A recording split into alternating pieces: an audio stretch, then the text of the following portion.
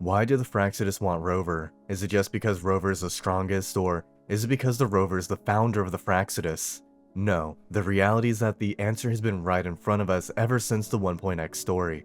Though to understand why they want Rover, let us go ahead and explain their ultimate goal and how it relates to Rover in the first place. The Fractsidus want to merge tacit discord and humans together. We know that this usually results in the death of humans, and those who survive tend to lose their sanity and humanity. They become less than human, and more tacit discord, more monster. It's a group of extremists obsessed with fusing humans with tacit discords. They essentially want to push humanity into near extinction, where only a few special, superhumans get to live. The result is that those who are left are the strongest, most powerful humans, though the reality is that they won't have that humanity anymore. Right then, so how does this at all relate to the Rover? The Rover is very against sacrificing of what makes humanity human, even if it may end up in the defeat of the Lament.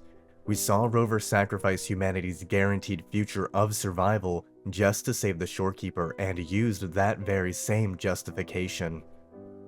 The Rover is not the founder of the Fractsidus. The Rover founded the Black Shores and has stayed with them until 20 years ago when Rover first gave up their memories. The Fractsidus, using Camellia as our example, are at least 400 years old. It is, however, possible that the president of the Fractsidus is someone that the Rover knew, and possibly worked with at the Black Shores. There are plenty of reasons to want Rover, simply because of strength, history, or power. However, there is one thing that everyone has been overlooking. Rover is their goal attained. Rover is the merging of a remnant creature and a human made into perfection. Rover and Abby are in a symbiotic relationship. However, there is one more crucial detail everyone is missing. The Rover also resonates with the Shorekeeper. And what is Shorekeeper's resonance? She is euphonious. In other words, this resonance of hers is with the fabric of reality itself. She resonates with sounds that are calm, pleasing, and good. This resonance is also probably why Frolova's Lycoris failed on Rover, resulting only in minor visual distortion, or perhaps Abby was simply eating those frequencies. Rover and Abby are symbiotic after all, where if one dies, the other dies as well. Abby isn't an echo, nor are they really a tacit discord. Abby is, however, a remnant creature. Let us also not forget that Lorelei, a tacit discord, is also a remnant creature. So too is Jue, so too is Leviathan, and so too is Shorekeeper.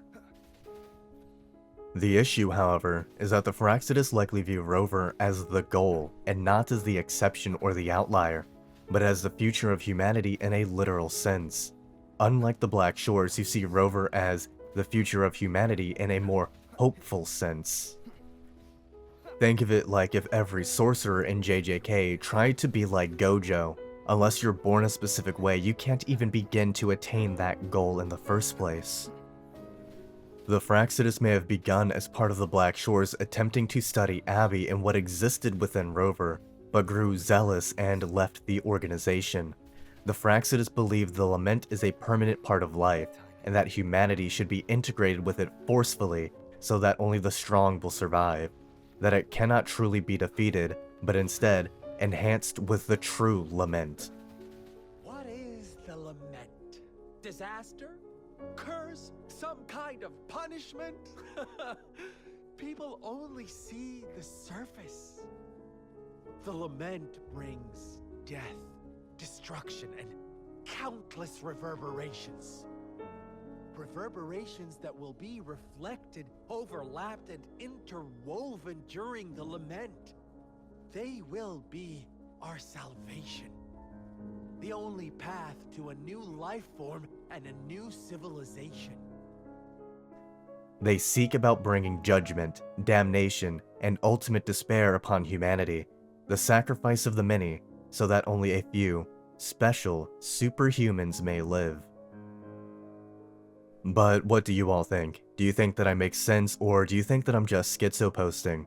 Do you think the Rover founded the Fractsidus, or do you think they are obsessed zealots who both worship yet also abhor Rover. Is Rover their unfinished masterpiece, someone who is almost perfected and integrated into the Lament? Are they truly pushing more despair onto him in a vain hope to see him fall into despair to fall into Lament? Let me know your thoughts down below, and in the meantime, I'll see you all in the next video. Peace out.